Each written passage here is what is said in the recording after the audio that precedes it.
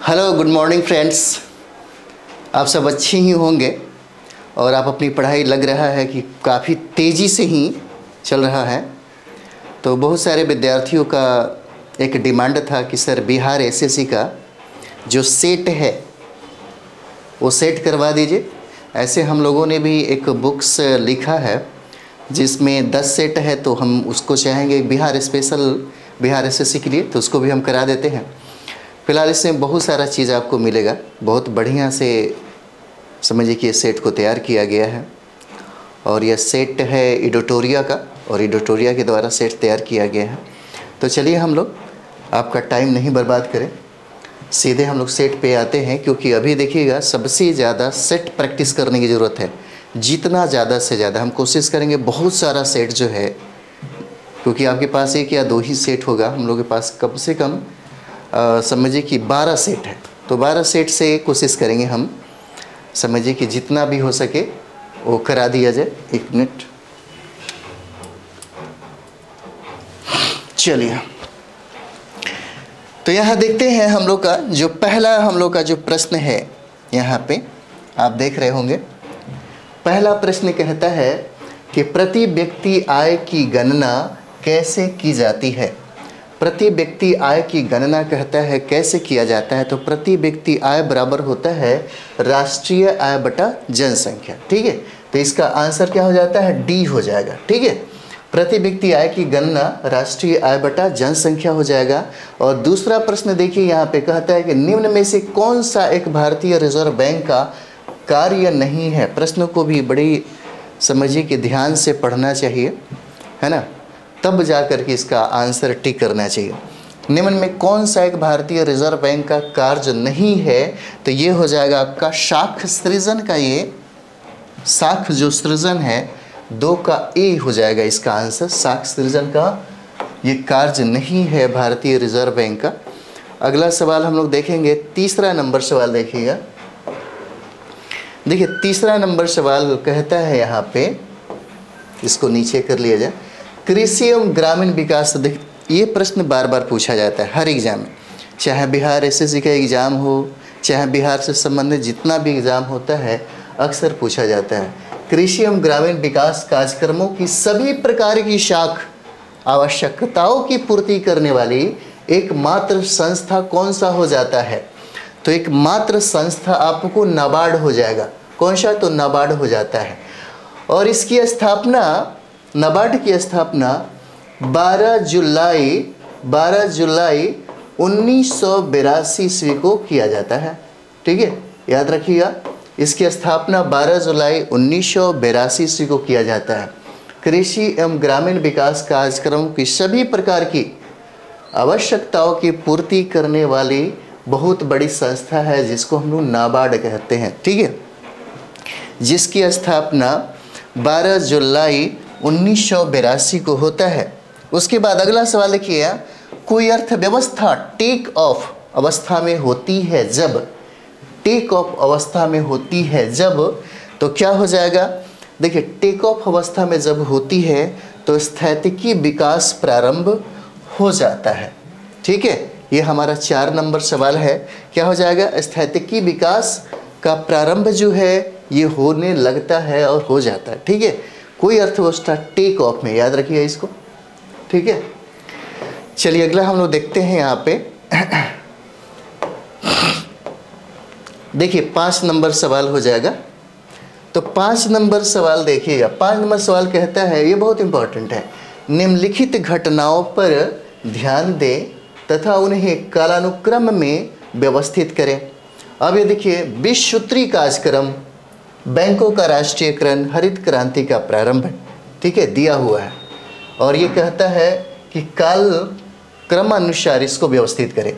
तो हरित क्रांति प्रारंभ हुआ आपका, हरित क्रांति, तो ये देखिए 1966-67 में यह प्रारंभ हुआ। ठीक है, हरित क्रांति 1966-67 में प्रारंभ होता है। और बैंकों का जो राष्ट्रीयकरण होता है 1969 में होता है ना, 1969 में होता है। उसके बाद 20 सूत्री जो कार्यक्रम है यहाँ पे, यह 1975 में होता है। ठीक है, 1975 में होता है। तो इस तरीके से आंसर क्या हो जाएगा, 3, 2 और 1 हो जाता है। आंसर क्या हो जाएगा, बी हो जाएगा। ये हमें कन्फर्म मतलब समझिए कि याद करना पड़ेगा। जैसे 20 सूत्री कार्यक्रम 1975 में प्रारंभ किया गया और हरित क्रांति का जो प्रारंभ था 1966-67 में हुआ। उसके बाद बैंकों का जो राष्ट्रीयकरण है यह 1969 में होता है। ठीक है, चलिए तो हम आगे बढ़ते हैं, इसको आगे बढ़ाया जाए। छठा नंबर सवाल है हम लोगों के पास, किसी क्षेत्र के सभी जीव तथा वातावरण के अजैव कारक संयुक्त रूप से ... लिखा हुआ कहता है कि बनता है। ठीक है, तो क्या हो जाएगा, तो देखिए परितंत्र, संयुक्त रूप से परितंत्र क्या करता है, बनता है। इसका आंसर क्या हो जाएगा, सी हो जाएगा। 6 का आपका सी हो जाता है। आगे सवाल हम लोग देखेंगे, पश्चिमी घाट स्थित सबसे ऊंचा पर्वत कौन सा है। क्या पूछता है, पश्चिमी घाट स्थित कहता है 7 का, कहता है कि सबसे ऊंचा पर्वत क्या हो जाएगा, तो देखिए यह अनाईमुड्डी हो जाता है। ठीक है, इसका आंसर क्या है, डी हो जाएगा, अनाईमुड्डी हो जाएगा। ठीक है, चलिए अगला देखते हैं हम लोग। अगला सवाल हम लोगों का, कहता है कि भारत का कौन सा पड़ोसी देश किशन गंगा बांध परियोजना पर आपत्ति करता है। ठीक है, आपत्ति करता है, कौन सा ऐसा मतलब आपका पड़ोसी जो कंट्री है, जो देश है, किशन गंगा बांध परियोजना पर आपत्ति करता है। तो आपका जो पड़ोसी है जिससे बार बार युद्ध की संभावना बन जाती है वो पाकिस्तान है। ठीक है, कौन हो जाता है, पाकिस्तान हो जाता है। उसके बाद हम लोग आगे बढ़ेंगे, हम आपका टाइम ना बर्बाद करें, फटाफट आप लोग क्वेश्चन को रिवाइज कर लीजिए। ठीक है, चलिए अगला देखते हैं हम लोग। राष्ट्रीय पर्यावरण अभियांत्रिकी अनुसंधान संस्थान है ना, जिसको नीरी कहा जाता है, पूछ रहा है यह कहाँ स्थित है, नीरी। ठीक है, जिसको हम लोग राष्ट्रीय पर्यावरण अभियांत्रिकी अनुसंधान संस्थान कहता है कि यह कहाँ स्थित है, तो ये आपका आंसर बी हो जाएगा। कहाँ पे, नागपुर में हो जाएगा। कहाँ पे हो जाएगा, नागपुर में हो जाएगा। अगर आपने भारत वन स्थिति रिपोर्ट 2021 पढ़ा होगा, है ना, हमने हर चीज़ पे अलग से वीडियो बना रखा है 2 मिनट 5 मिनट के लिए। अगर आप देखते हैं तो आपका समझिए कि जो जीएस और करंट अफेयर्स है बहुत स्ट्रांग हो जाएगा, हर जगह पे है। तो भारत वन स्थिति रिपोर्ट 2021 के अनुसार बिहार में वृक्षावरण कुल भौगोलिक क्षेत्रफल का कितना प्रतिशत है, यही सवाल आपसे कह रहा है। 10 नंबर हो जाएगा। तो 10 नंबर कितना होगा, 2.48% हो जाता है। आंसर क्या हो जाएगा, ए हो जाएगा। 10 का आंसर क्या हो जाएगा, ए हो जाता है, 2.48% है। चलिए आगे हम लोग देखते हैं। आगे देखिए अगला हम लोग का सवाल है यहाँ पे कि बॉक्साइट का सर्वाधिक संचित भंडार किस देश में है। कहता है कि बॉक्साइट का सर्वाधिक संचित भंडार पूछता है किस देश में है, तो ये देखिएगा ये आपका गिनी हो जाएगा। आंसर क्या है, सी हो जाता है। 11 का सी हो जाएगा। उसी तरह से अगला सवाल हम लोग देखेंगे। कहता है कि कैलिफोर्निया की जलधारा, प्रश्न है कैलिफोर्निया की जलधारा किस प्रकार की समुद्री जलधारा है। जलधारा पे भी हम लोगों ने एक अलग से 5-6 मिनट का ही वीडियो बना हुआ है, आप वहाँ भी जाके दे सकते हैं। सारा का सारा जलधारा वहाँ पे है, एक भी प्रश्न नहीं छूटने वाला आपसे। ठीक है, तो 12 का हो जाता है यहाँ पे, यह ठंडी जलधारा है। ठीक है, क्या हो जाएगा, ठंडी जलधारा हो जाएगा। इसलिए कहा जाता है कि ज़्यादा से ज़्यादा रिवाइज करिए। रिवाइज ही जितना रिवीजन होगा उतना ही डिवीज़न आपको मिलेगा। अगला सवाल देखेंगे हम लोग। क्षोभ मंडल की मोटाई विषुवत रेखीय क्षेत्र के ऊपर अधिक है क्योंकि 13 नंबर कहता है क्षोभ मंडल की मोटाई विषुवत रेखीय क्षेत्र के ऊपर अधिक है क्योंकि, तो ये देखिए ये आपका ए और बी दोनों आंसर हो जाएगा। यहाँ पृथ्वी के गुरुत्वाकर्षण बल का प्रभाव कम है और दूसरा जो हो जाता है वो विषुवत रेखा पर पृथ्वी की घूर्णन गति क्या होती है, अधिक हो जाती है ना। विषुवत रेखा पर पृथ्वी की जो घूर्णन गति है अधिक होती है ना। और यहाँ पृथ्वी के गुरुत्वाकर्षण बल का प्रभाव क्या हो जाता है, कम हो जाता है। ठीक है, चलिए अगला, ये ज्योग्राफी का सवाल था हमारे पास। अगला सवाल देखेंगे हम लोग। अगला सवाल कहता है कि कृष्णा नदी पर स्थित श्रीशैलम बांध किस राज्य में स्थित है। क्या श्रीशैलम बांध कहता है कि कहाँ पे स्थित है, कृष्णा नदी पर स्थित है ना। 14 नंबर देखिए, 14 कहता है कि कृष्णा नदी पर स्थित, ठीक है। श्रीशैलम बांध किस राज्य में है, तो श्रीशैलम बांध आपको आंध्र प्रदेश में है। हाँ, आंध्र प्रदेश में ही है, ठीक है, आंध्र प्रदेश में है, कन्फर्म एकदम आंध्र प्रदेश में ही है। चलिए अगला देखते हैं। बिहार में स्थित शिवालिक श्रेणी का निर्माण किस काल में हुआ। ठीक है, ये बिहार का ज्योग्राफी है। 15 नंबर कहता है कि बिहार में स्थित शिवालिक श्रेणी का निर्माण कहता है किस काल में हुआ, तो यह काल प्लेस्टोसीन काल हो जाता है। आंसर क्या हो जाएगा, ए हो जाएगा, प्लेस्टोसीन काल में हो जाता है। ठीक है, एक एक प्रश्न पे जितना मेहनत करना है करिए, यही चीज़ है। यहाँ पे लगभग 25 लाख स्टूडेंट बिहार एसएससी का एग्ज़ाम दे रहे हैं। आपको उसमें अपना स्थान प्राप्त करना है, इसलिए अच्छा से रिवीजन जितना सेट प्रैक्टिस करना है करिए।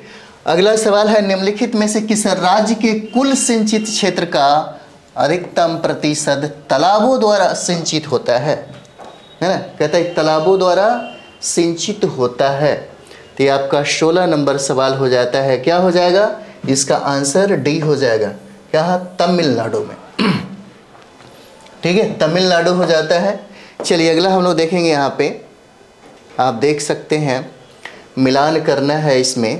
कहता है कि राष्ट्रीय चाय अनुसंधान केंद्र, ठीक है, राष्ट्रीय चाय अनुसंधान केंद्र थोड़ा आगे बढ़ा लिया जाए, है ना। चलिए उसके बाद राष्ट्रीय कॉफ़ी अनुसंधान केंद्र और राष्ट्रीय रबर अनुसंधान केंद्र, राष्ट्रीय रेशम अनुसंधान केंद्र। ठीक है, तो यहाँ देखिएगा राष्ट्रीय चाय अनुसंधान केंद्र है, ये आपको जोरहट में हो जाएगा। ठीक है, क्या हो जाएगा, राष्ट्रीय चाय अनुसंधान केंद्र कहाँ हो जाएगा, जोरहट में हो जाता है। ठीक है, और ये देखिएगा राष्ट्रीय कॉफ़ी अनुसंधान केंद्र आपको चिकमंगलुरु में हो जाता है। तो फिर बचा दो, तो यहाँ पे देखेंगे सी का राष्ट्रीय रबर अनुसंधान केंद्र जो है ये आपको कोट्टायम में हो जाता है। ठीक है, क्या हो जाएगा, कोट्टायम में। जब ये हो जाएगा तो राष्ट्रीय जो है तो ये आपका मैसूर हो जाएगा, राष्ट्रीय रेशम।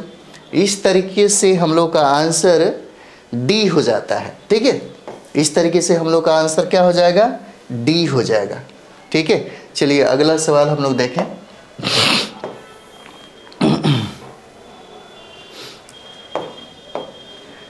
निम्न में से प्रवाल द्वारा निर्मित स्थल कौन सा है। प्रवाल द्वारा निर्मित स्थल कहता है, प्रवाल द्वारा। ठीक है, तो 18 का हो जाएगा। इनमें से सभी हो जाता है, क्योंकि लक्षद्वीप भी प्रवाल से संबंधित, दक्षिणी फ्लोरिडा तट का भी यही हाल है और फिजी एटॉल का भी यही हाल है। उपर्युक्त में से ये सभी के सभी हो जाएंगे। ठीक है, अगला सवाल देखिए, किसके कार्यकाल में अंग्रेजी को भारतीय शिक्षा के माध्यम के रूप में स्वीकृत किया गया था। 19 नंबर सवाल क्या हो जाएगा, ये लॉर्ड विलियम बेंटिंग के संबंधी मैकाले के द्वारा यह प्रयोग किया गया है ना। आंसर क्या हो जाएगा, सी हो जाता है। इसका आंसर क्या हो जाएगा, सी हो जाएगा। चलिए अगला देखते हैं हम लोग। अगला सवाल है हम लोग का 20 नंबर देखेंगे। 20 कहता है कि भारत के निम्नलिखित क्षेत्रों में से कौन सा कपास का अधिकतम मात्रा में उत्पादन करता है। ठीक है, 20 नंबर सवाल क्या हो जाएगा, कहता है कि भारत के निम्नलिखित क्षेत्रों में से बताइए कौन सा कपास का अधिकतम मात्रा में उत्पादन करता है। तो 20 का क्या हो जाएगा, ये देखिए आंसर बी हो जाता है। उत्तर पश्चिमी और पश्चिमी भारत जो है ये सबसे ज़्यादा और सर्वाधिक मात्रा में कपास का उत्पादन करता है। ठीक है, अगला सवाल हम लोग देखेंगे। कहता है कि एशिया का दूसरा सबसे बड़ा स्थलरुद्ध देश कौन सा है। तो स्थल रुद्र देश भी हम लोगों ने अलग से करवाया है, आप चाहें तो वहाँ भी देख सकते हैं। ठीक है, तो एशिया का दूसरा सबसे बड़ा स्थल रुद्र देश कहता है कि कौन सा हो जाएगा, तो ये देखिए ये आपका मंगोलिया हो जाता है। आंसर क्या हो जाएगा, बी हो जाएगा। गन्ने के उचित, अगला सवाल, उचित एवं लाभकारी मूल्य की गणना निम्न में से कौन सा अनुमोदित करता है। 22 क्या क्या हो जाएगा इसका तो 22 हम लोग देखेंगे यहाँ पे हो जाता है आर्थिक मामलों की मंत्रिमंडलीय समिति के द्वारा इसको अनुमोदित किया जाता है। ठीक है, अगला सवाल हम लोग देखेंगे, आगे बढ़ा जाए।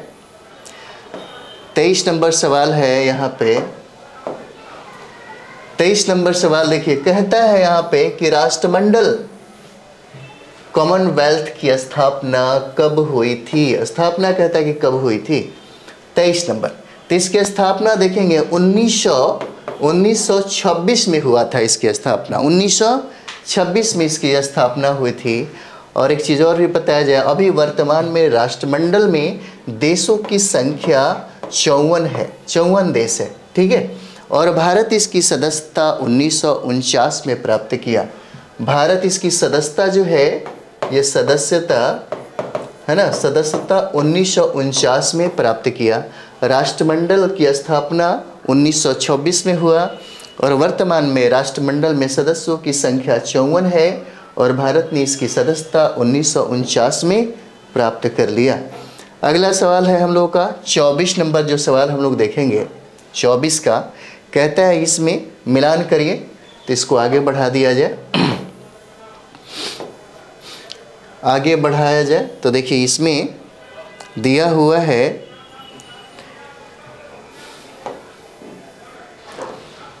चलिए ये हो जाए आपका 2, 1, 4, 3। ठीक है, IMF, Washington DC, WTO, Geneva, ABD, Philippines, SAARC, Kathmandu. इसका मतलब क्या हो जाता है, आंसर आपका इसमें देखिए डी हो जाएगा आंसर। ठीक है, डी आंसर हो जाता है। अगला हम लोग 25 नंबर सवाल देखेंगे। 25 नंबर सवाल देखिए। 25 कहता है कि एमनेस्टी इंटरनेशनल, एमनेस्टी इंटरनेशनल एक संगठन है जो जुड़ा हुआ है किससे। 25 नंबर, किससे जुड़ा हुआ, कहता है एमनेस्टी इंटरनेशनल एक संगठन है जो जुड़ा हुआ है। तो 25 नंबर क्या हो जाएगा, ये 25 नंबर का आंसर बी हो जाता है। ठीक है, क्या हो जाएगा, बी, मानव अधिकारों के संरक्षण से यह जुड़ा हुआ है। आंसर क्या होगा, बी हो जाएगा। ठीक है, अगला सवाल हम लोग देखते हैं 26 नंबर सवाल है। देखिए कहता है कि निम्न में कौन सा रेडियोधर्मी समस्थानिक है जिनका उपयोग रक्त कैंसर को नियंत्रित करने के लिए किया जाता है। 26 नंबर, रक्त कैंसर को नियंत्रित करने के लिए किया जाता है। तो यहाँ पे देखिएगा ये आपका फास्फोरस 32 हो जाएगा और कोबाल्ट 60 हो जाता है। आंसर क्या हो जाएगा, डी हो जाएगा, है ना। आंसर आपको डी हो जाएगा और दोनों के माध्यम से रक्त कैंसर को नियंत्रित किया जाता है। ठीक है, अगला देखेंगे हम लोग 27 नंबर सवाल देखिए। 27 नंबर कहता है कि निम्नलिखित में से कौन सा एक नाइट्रोजन उर्वरक नहीं है। यहाँ पे देखिए, निम्नलिखित में से कौन सा एक नाइट्रोजन उर्वरक नहीं है, ये सवाल पूछा जाता है। तो 27 का क्या हो जाएगा, ये देखिए 27 का आंसर ये हो जाएगा super phosphate of lime. Super phosphate of lime ये है जो नाइट्रोजन उर्वरक नहीं है। अगला सवाल हम लोग देखते हैं, निम्नलिखित में से कौन सा अर्धचालक नहीं है, यह भी सवाल पूछता है, नहीं है। ठीक है, तो 28 नंबर हम लोग का सवाल जो है 28 नंबर ये हो जाता है क्वार्ट्ज हो जाएगा। आंसर क्या है, सी हो जाएगा, क्वार्ट्ज अर्धचालक क्या है, नहीं है। अगला देखिएगा, अगला सवाल हम लोग का है 29 नंबर, कहता है कि अपवर्तन के बाद भी प्रकाश का निम्न में से कौन सा गुण अपरिवर्तित रहता है। अपरिवर्तित रहता है तो कौन सा अपरिवर्तित रहेगा, तो प्रकाश की जो आवृत्ति है ना, 29 प्रकाश की जो आवृत्ति है यही अपरिवर्तित रहेगा। ठीक है, अगला सवाल हम लोग देखेंगे। अगला देखिए, अगला सवाल कहता है किसी शुष्क सेल में विद्युत का उत्पादन, 30 नंबर सवाल क्या हो जाएगा, रासायनिक ऊर्जा से होता है। ठीक है, रासायनिक ऊर्जा से होता है। किसी शुष्क सेल में विद्युत का उत्पादन रासायनिक ऊर्जा से होता है। ठीक है, चलिए अगला देखिएगा। अगला सवाल है हम लोगों का, कहता है कि प्रकाश के विक्षेपण की परिघटना में लघुत्तम तरंग दैर्घ्य की प्रकाश तरंग, ठीक है, प्रकाश तरंग क्या हो जाती है, मंदित हो जाती है और सर्वाधिक अपरिवर्तित होती है। आंसर क्या होगा, बी हो जाएगा, मंदित हो जाती है। ठीक है, और सर्वाधिक अपरिवर्तित होती है। अगला देखेंगे हम लोग 32 नंबर सवाल देखिए। 32 कहता है किसी द्रव के वाष्पन की दर किस पर निर्भर नहीं होता है। ठीक है, तो 32 नंबर क्या हो जाएगा, उसके द्रव्यमान पर निर्भर नहीं होता। आंसर सी हो जाता है। और समतल दर्पण द्वारा बनने वाला प्रतिबिंब होता है कैसा, समतल दर्पण वाला, 33 नंबर देखिए, समतल दर्पण द्वारा बनने वाला प्रतिबिंब कैसा होता है, आभासी हो जाता है। ठीक है, 33 नंबर क्या हो जाएगा, आभासी हो जाएगा। ठीक है, चलिए अगला देखते हैं हम लोग। किलोवाट घंटा मात्रक है किसका, विद्युत ऊर्जा, द्रव्यमान, विद्युत शक्ति, बल का। 34 नंबर क्या हो जाएगा, विद्युत ऊर्जा का। आंसर क्या है, बी हो ए हो जाएगा, सॉरी ए हो जाता है। ठीक है, 34 का ए हो जाता है। और यहाँ पे हम लोग 35 नंबर क्वेश्चन देखेंगे। कॉपर सल्फेट का जलीय घोल अम्लीय होता है क्योंकि इस लवण का, 35 क्या हो जाएगा, इस लवण का जल अपघटन होता है। आंसर क्या हो जाएगा, ए हो जाएगा, जल अपघटन होता है। ठीक है, चलिए अगला हम लोग देखेंगे 36 नंबर सवाल देखिएगा। कहता है कि निम्नलिखित में से कौन सा एक परमाण्विक है। 36 नंबर क्या हो जाता है, हीलियम हो जाएगा, परमाण्विक है ना, परमाण्विक है कौन सा, हीलियम। न्यूट्रॉन का द्रव्यमान कितना होता है, तो ये भी आप रटे रहिएगा, सही रहेगा। 37 का कितना हो जाता है, तो 1.675 गुने 10⁻⁻24 ग्राम हो जाएगा। ठीक है, आंसर क्या हो जाता है, सी हो जाता है। ठीक है, कभी कभी कोई चीज़ रटना पड़ जाता है। जैसे ल्यूकेमिया एक प्रकार का कैंसर है जिसमें किसकी असाधारण बढ़ोतरी होती है, किसकी असाधारण बढ़ोतरी होती है। 38 का क्या हो जाएगा, श्वेत रक्त कोशिकाओं की संख्या में क्या हो जाता है, बढ़ोतरी होती है। आंसर डी हो जाता है। ठीक है, चलिए अगला हम लोग देखें, आगे बढ़ा जाए। आगे सवाल है हम लोगों का अगला, मार्सिलिया फर्न हर्सटेल निम्नलिखित में से किस पादप समूह के उदाहरण है। 39 कहता है किस पादप समूह का क्या है, उदाहरण है। जैसे टेरिडोफाइटा जो है इसी समूह का उदाहरण हो जाता है। 39 का क्या हो जाएगा, 39 का आंसर ए हो जाता है, टेरिडोफाइटा 39। उसके बाद देखेंगे हम लोग अगला सवाल है कि निम्नलिखित में से कौन सा पादपों का मुख्य अवशोषण अंग है। क्या है, 40 का अवशोषण अंग है। तो क्या अवशोषण अंग कौन सा हो जाता है, जड़ हो जाएगा, केवल जड़ हो जाएगा। आंसर क्या है, ए हो जाता है ना। चलिए अगला सवाल हम लोग देखेंगे, 41 नंबर सवाल देखेंगे हम लोग।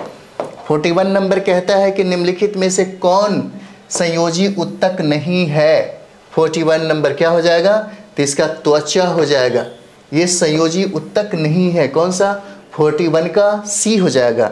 अगला सवाल, निम्नलिखित में से किस कोशिका अंगक से लाइसोसोम बनता है ना, लाइसोसोम बनता है तो क्या हो जाएगा, गोल्जी क्वाय के द्वारा बनता है। आंसर क्या हो जाएगा, सी हो जाएगा, है ना, गोल्जी क्वाय के द्वारा बनता है, आप लोग तो जानते ही होंगे।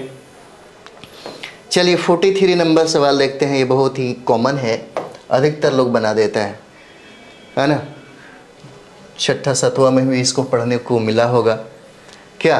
तो 43 नंबर देखेंगे हम लोग। मनुष्य के अस्थाई जो दांत है, सेट में कैनाइन जिसको बोलते हैं, कि कुल संख्या कितनी होती है। 43 नंबर कहता है कितनी होती है, तो इस संख्या कितनी होती है, 4 हो जाएगा। ठीक है, 43 का क्या हो जाएगा, 4 हो जाएगा। कहता है कि कौन सा हार्मोन लड़ो और उड़ो के नाम से जाना जाता है। कहता है कौन सा हार्मोन, 44 का कहता है कौन सा हार्मोन जो है लड़ो और उड़ो के नाम से जाना जाता है। तो इसमें देखिए आप मुझे लगता है कि बना ही लेंगे। इसका आंसर बी है, एड्रेनालिन हो जाएगा, है ना। इसका आंसर क्या हो जाएगा, एड्रेनालिन, बी आंसर हो जाएगा।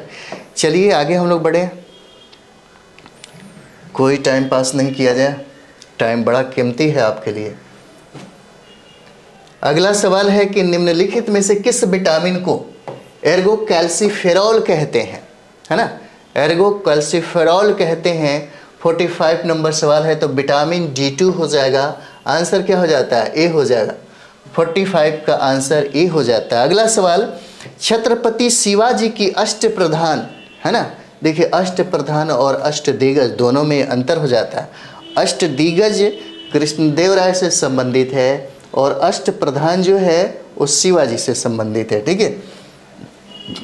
तो छत्रपति शिवाजी की अष्टप्रधान 8 लोगों की परिषद में अमात्य की क्या भूमिका थी। कहता है कि अमात्य की 46 क्या कहता है अमात्य की भूमिका, कहता है कि क्या थी अमात्य की। तो चलिए इसका आंसर राजस्व मंत्री थे, ठीक है। ये आपका 46 जो है 46, इसका आंसर क्या हो जाएगा, डी हो जाता है ना, राजस्व मंत्री हो जाते हैं, ठीक है। अगला हम लोग देखेंगे, चलिए अगला हम लोग बढ़ ही जाए। अगला है कि भारतीय राष्ट्रीय कांग्रेस के स्थापना सत्र की अध्यक्षता, है ना, किसने की थी। 47 नंबर सवाल हो जाएगा आपका, कितना, 47 नंबर सवाल। तो ये WC बनर्जी हो जाते हैं, जिसको हम लोग व्योमेश चंद्र बनर्जी कहते हैं, है ना। 47 का क्या हो जाता है, आंसर ए हो जाएगा। अगला देखिएगा, अगला सवाल है हम लोग का कि मैडम कामा ने 1907 में प्रथम तिरंगा ध्वज, कहता है कि कहाँ फहराया था, ठीक है। मैडम रुस्तम कामा ने 1907 में प्रथम तिरंगा ध्वज कहाँ फहराया था। तो 48 नंबर, ये देखिए स्टुगार्ड हो जाएगा, है ना। इसका आंसर क्या होता है, डी हो जाएगा, याद रखिएगा। चलिए अगला 49 नंबर सवाल हम लोग देखेंगे। कहता है कि निम्नलिखित में से कौन सा विद्रोह सबसे पहले हुआ, है ना, सबसे पहले हुआ। तो कोल विद्रोह, कच्छ का विद्रोह, वेलोर का सिपाही विद्रोह, बंगाल का सिपाही विद्रोह। तो 49 नंबर सवाल क्या हो जाएगा, बंगाल का सिपाही विद्रोह हो जाएगा, है ना। 49 नंबर सवाल ए हो जाता है, ठीक है। इसका आंसर क्या होगा, ए हो जाएगा। चलिए अगला हम लोग देखेंगे 1857 के क्रांति के विकास का सही, पूछता है कि सही कालानुक्रम बताइए। तो 50 का क्या हो जाएगा, इसमें देखिएगा 50 का आपका सी हो जाएगा, है ना। 50 का क्या होता है, दिल्ली, लखनऊ, कानपुर, इलाहाबाद हो जाएगा। 1857 की क्रांति के विकास का सही कालानुक्रम पूछता है ना। अगला सवाल हम लोग देखेंगे, अगला सवाल देखिएगा महात्मा, चलिए ठीक से कर लिया जाए इसको। महात्मा गांधी ने भारतीय राष्ट्रीय कांग्रेस के निम्नलिखित सत्रों में किसकी अध्यक्षता की थी, किसकी अध्यक्षता की थी। मात्र इनको कांग्रेस के अध्यक्ष बनने का एक ही बार मौका मिला, ठीक है। तो ये क्या हो जाएगा, 1924 में बेलगांव अधिवेशन की अध्यक्षता महात्मा गांधी के द्वारा हुआ है, ठीक है। अगला सवाल 52 नंबर, विजयनगर साम्राज्य के विरुद्ध तालिकोटा के युद्ध में बहमनियों के संघ में कौन सम्मिलित नहीं था। कहता है कौन सम्मिलित नहीं था। 52 नंबर सवाल क्या हो जाएगा, तो बरार सम्मिलित नहीं था, ठीक है। आंसर ए हो जाएगा, बहुत बार पूछा हुआ है, बाकी सब लोग बनाएंगे। बरार क्या था, सम्मिलित इसमें नहीं था, है ना। अगला सवाल हम लोग देखेंगे, कहता है कि ब्रह्म समाज का सिद्धांत किस पर आधारित है, ठीक है। चलिए ब्रह्म समाज का सिद्धांत कहता है किस पर आधारित था, है ना। तो 53 नंबर क्या हो जाएगा, अद्वैतवाद पर हो जाता है, ठीक है। ब्रह्म समाज का सिद्धांत किस पर आधारित था, तो आंसर डी हो जाएगा, अद्वैतवाद पर। 53 नंबर सवाल हो जाता है, ठीक है। चलिए 54 हम लोग देखेंगे, कहता है कि लॉर्ड डलहौजी, है ना, जो विलय नीति का प्रथम शिकार निम्न में से कौन सा हुआ। अलग से हम लोगों ने भी इसको करा रखा है ना, अलग अलग सब जो भी इम्पोर्टेंट है, बहुत ज़्यादा इम्पोर्टेंट ये सब है, बार बार प्रश्न पूछे जाते हैं, है ना। तो एग्ज़ाम के समय में जो तैयारी होना चाहिए, जो रणनीति होना चाहिए, उसी पे होना चाहिए जहाँ से प्रश्न बार बार आता है। रिवीजन बार बार करिए, जितना ज़्यादा रिवीजन होगा उतना ही ज़्यादा फायदा होगा। तो 54 नंबर सवाल क्या हो जाएगा? तो ये देखिए, ये सबसे पहले किसको किया? सतारा को, है ना। लॉर्ड डलहौजी विलय नीति का शिकार सबसे पहले कौन हुआ? सतारा होता है, ठीक है। चलिए अगला देखेंगे हम लोग। 55 नंबर सवाल देखिएगा। अशोक की स्तंभ लेख बिहार के किस जिले से प्राप्त हुई है ना। 55 नंबर सवाल क्या हो जाता है? तो देखिए, चंपारण से प्राप्त होता है ना। इसका आंसर क्या हो जाएगा? सी हो जाएगा। अगला हम लोग देखेंगे, इटली का यात्री निकोलो डी कोंटी ने किसके शासन काल में विजयनगर साम्राज्य की यात्रा की? निकोलो कोंटी कहता है कि इटली का जो यात्री है वो किसके शासन काल में विजयनगर साम्राज्य की यात्रा किया था? तो 56 नंबर सवाल क्या हो जाएगा? तो ये देखिए, देवराय प्रथम के समय में यह आया था, ठीक है। देवराय प्रथम के समय में, याद रखिएगा। चलिए अगला हम लोग देखेंगे, ये भी हमारा सवाल है 57 नंबर। तो 57 नंबर देखिएगा, इससे मिलान के बारे में कहा है। तो 57 नंबर देखिए, इसमें हो जाएगा आदि पुराण, है ना। तो आदि पुराण का क्या हो जाएगा? तो देखिए, एक का क्या हो जाता है? एक हो जाएगा, है ना। और कृत्य कल्पत्रु का है लक्ष्मीधर भट्ट है। पृथ्वीराज रासो चंद्रबरदाई है, चंद्रबरदाई हो जाते हैं। नैषधीय चरित्र का श्री हर्ष हो जाएंगे। इस तरीके से आंसर क्या हो जाएगा? आंसर आपका डी हो जाता है ना। आदि पुराण के लेखक जिनसेन हो जाएंगे, कृत्य कल्पत्रु का लक्ष्मीधर भट्ट हो जाएंगे, पृथ्वीराज रासो के चंद्रबरदाई हो जाएंगे, और नैषधीय चरित्र का श्री हरीश हो जाते हैं। चलिए अगला सवाल हम लोग देखें। अगला सवाल है हम लोग का 58 नंबर सवाल है। कहता है कि किस युग में मनुष्य ने अस्थायी जीवन जीना प्रारंभ किया?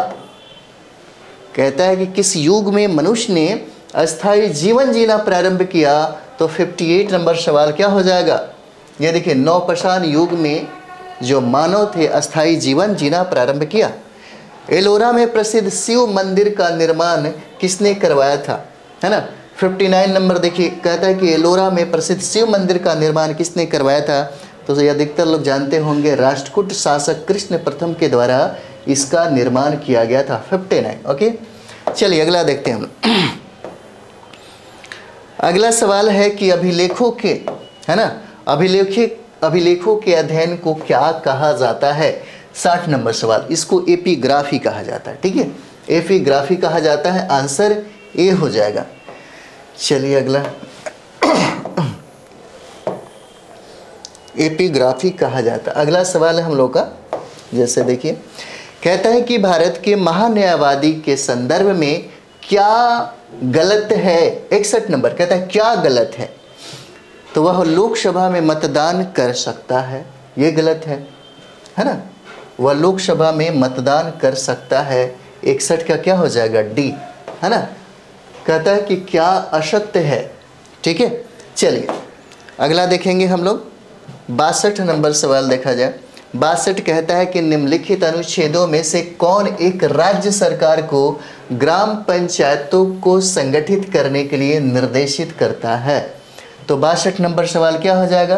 तो 62 का देखिएगा, महात्मा गांधी ने कहा था कि पंचायती राज की व्यवस्था करनी चाहिए, और अनुच्छेद 40 में जो डीपीएसपी है इसी में इसका चर्चा किया गया है।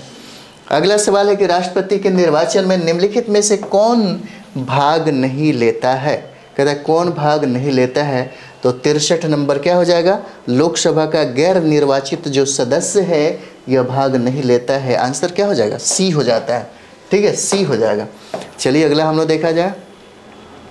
अगला सवाल 64 नंबर है। कहता है कि मौलिक अधिकारों को लागू करने के लिए रिट जारी की जाती है ना। मौलिक अधिकारों को जारी करने के लिए रिट क्या करती है? लागू करने के लिए रिट जारी किया जाता है। तो 64 नंबर क्या हो जाएगा? उच्चतम न्यायालय के द्वारा, है ना, सुप्रीम कोर्ट के द्वारा इसको लागू किया जाता है। अगला सवाल, 7 वर्ष से कम उम्र के बच्चों को किस कारखाना अधिनियम में काम कराने को प्रतिबंधित किया गया, है ना। 65 नंबर क्या हो जाएगा? तो ये देखिएगा, ये हो जाता है आपको 1881 का कारखाना अधिनियम है, इसका आंसर ए हो जाएगा, याद रखिएगा। 65 का क्या हो जाएगा? ए हो जाता है। चलिए अगला देखेंगे हम लोग। 66 नंबर कहता है कि भारत की संचित निधि से धन निर्गत पर किसकी नियंत्रण होता है। 66 नंबर क्या हो जाएगा, तो इसका हो जाएगा संसद का नियंत्रण होता है। आंसर क्या हो जाएगा, ए हो जाता है। ठीक है, चलिए आगे हम लोग बढ़ते हैं। 67 नंबर सवाल हम लोग देखें। कहता है कि संविधान के किस अनुच्छेद में राज्यों द्वारा प्राथमिक शिक्षा मातृभाषा में दिए जाने का प्रावधान है ना। तो 67 नंबर सवाल क्या हो जाएगा, आर्टिकल कितना 350 के ए में इसका प्रावधान किया गया है। ठीक है, अगला हम लोग इसी में देखेंगे। निम्नलिखित में से कौन से प्रकार के प्राधिकार भारत के राष्ट्रपति के पास है। भारत के राष्ट्रपति के पास है कितना, 68 नंबर सवाल हम लोग देखेंगे। 68 नंबर, ठीक है।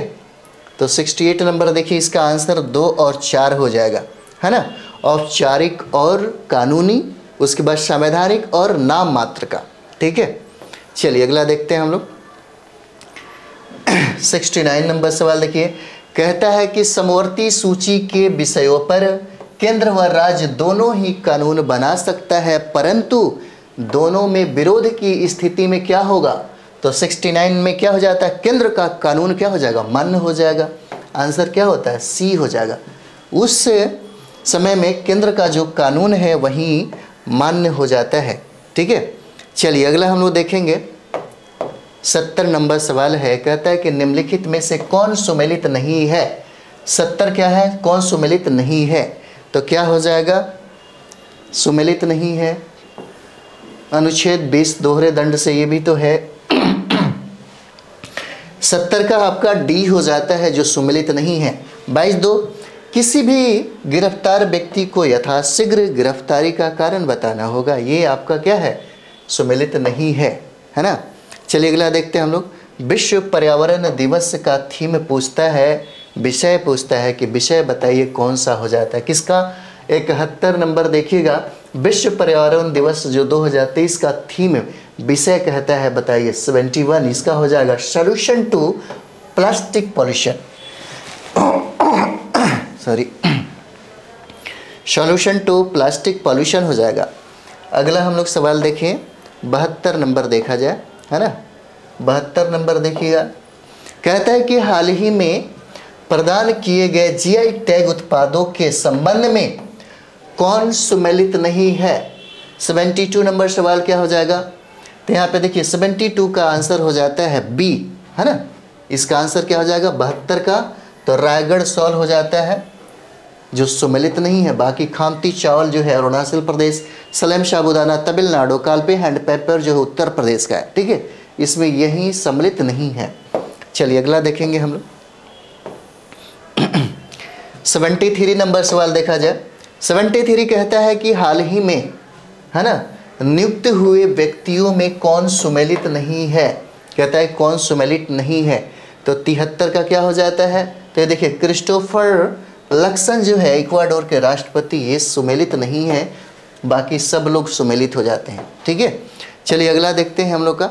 वार एंड वुमेन पुस्तक का लेखक कहता है कि कौन हो जाते हैं। 74 नंबर, वार एंड वुमेन पुस्तक के लेखक कौन हो जाते हैं। तो 74 क्या हो जाएगा, इसका आंसर हो जाएगा डॉक्टर M.A. हसन हो जाएंगे। ठीक है, डॉक्टर M.A. हसन कभी किताब से भी सवाल एक पूछा जाता है जो करंट में। कहता है कि विश्व खुशहाली सूचकांक 2023 में भारत का स्थान क्या है। विश्व खुशहाली सूचकांक में कहता है कि भारत का स्थान क्या हो जाएगा। 75 का देखिए हम लोग 126वां स्थान होता है। ठीक है, कौन सा, 126वां स्थान हो जाता है। चलिए अगला देखेंगे हम लोग।